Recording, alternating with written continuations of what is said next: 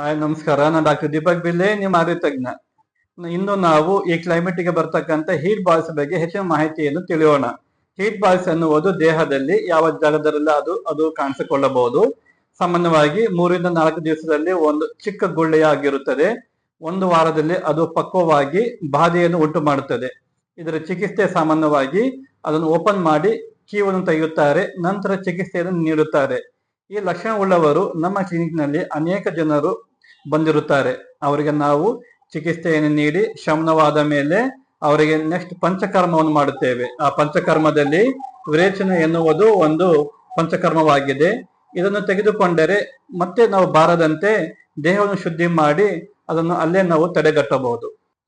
ಈ ರೀತಿಯಲ್ಲಿ ನಾವು ಚಿಕಿತ್ಸೆಯನ್ನು ನೀಡಿ ಅನೇಕರಲ್ಲಿ ಎಲ್ಲ ಲಕ್ಷಣಗಳು ಶಮನವಾಗಿವೆ. ಈ ವಿಡಿಯೋವನ್ನು ಲೈಕ್ ಮಾಡಿ, ಶೇರ್ ಮಾಡಿ, ಸಬ್ಸ್ಕ್ರೈಬ್ ಮಾಡಿ. Thank you.